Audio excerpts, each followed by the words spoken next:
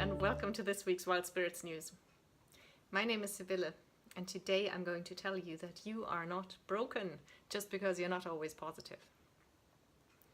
See, I talk a lot about focusing on the positive, and I have pointed out and will keep pointing out that a positive focus is a successful, focusing on what already works is a good strategy in achieving whatever goal that you're trying to achieve. There is a danger, however, of taking this a little bit too far. And unfortunately, there's a movement in personal development and self-styled gurus among people who teach others that claims that any negativity is detrimental and is bad and should be avoided at all costs. And that leads to people putting enormous pressure on themselves to be positive all the time. And that's neither realistic nor is it healthy, and psychologists have actually pointed out that this can be extremely detrimental. Now, since my entire work as a coach focuses on getting people to put their passions front and center and prioritize the joy in their lives, and that's why I feel a responsibility to explain and to clarify. There's a term I learned in biology back in school many years ago. Dynamic balance. And what dynamic balance means is, when you think of balance, you think of something that is always on the same level. Now, a dynamic balance is not always on the same level, but it has both ups and downs. But the ups and the downs balance each other out so that all in all, on average, there is still a balance kept.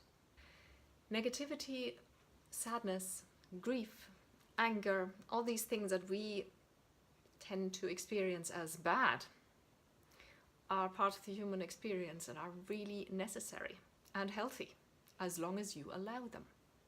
So by all means, if something happens to you, if you're grieving, if you're angry, do whatever you need to do. Nourish yourself. Give yourself what you need. Either sit with the feeling or deal with it, talk about it, or go to therapy, go to counseling, do whatever it takes, and take the time that you need without having in the back of your mind, oh, but I'm supposed to be positive. No, you're not. You're supposed to be a human being, and if this is what's true right now, then this is your reality, and this is what you are supposed to deal with now. This is where your growth and your current involvement as a human being takes place. You may well ask why you would even bother focusing on the positive then. But there is a very good reason for that. By nature, this is a remnant from our evolution, we are programmed to give more attention to negative things. This is, again, a survival mechanism for when we lived a more primitive life, as you could call it, when there were more immediate dangers of being eaten by a predator, of freezing to death in the winter.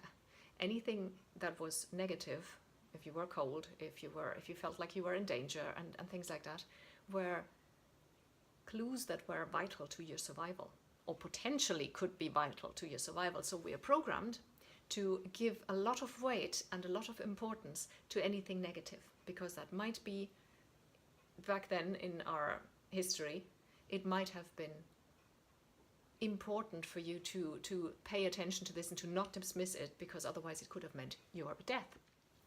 So in order to counteract this tendency of ours to focus on the negative, you need to actually put an active focus on the positive.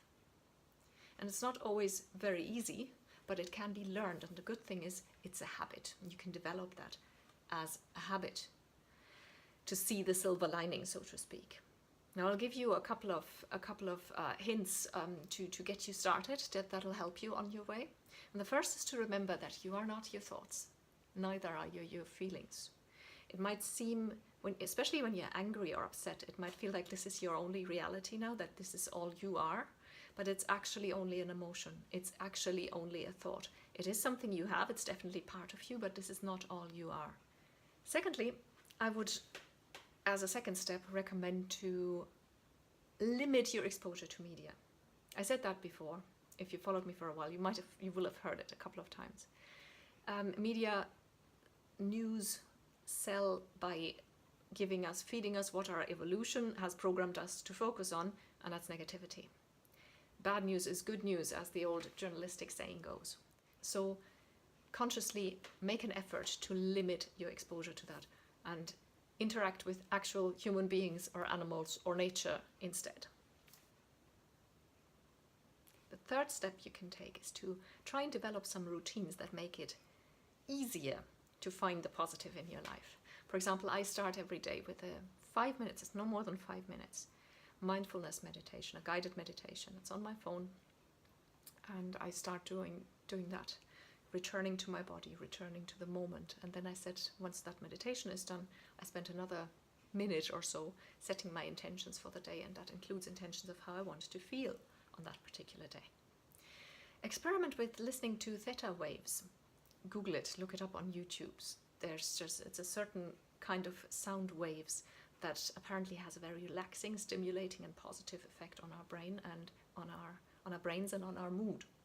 You might believe it or not, but I'm using it, and for me it's had an amazing effect. Try and do exercise. All these kinds of things. Do journaling if that helps you, morning pages. Write down your gratitude list every evening, or whatever suits you. There's so many practices that you can adopt, and don't feel like if you start Googling this and researching it, don't feel like you have to do everything, because you're not going to stick with it. You have to live your life, right? Take 2 or 3 practices and start off with them, or just one even, and see what it does.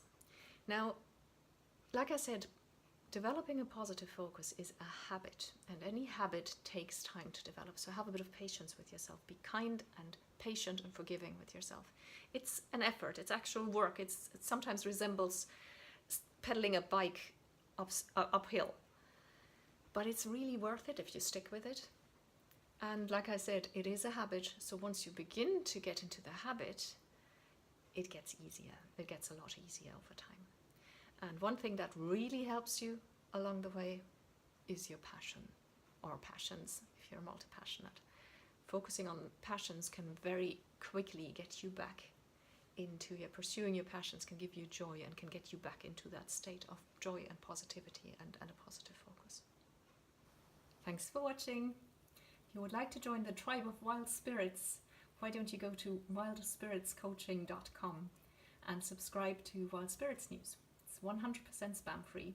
You get 1 email per week with inspiration, news, background information that I only share by email, and sometimes exclusive offers that are exclusive only to my subscribers.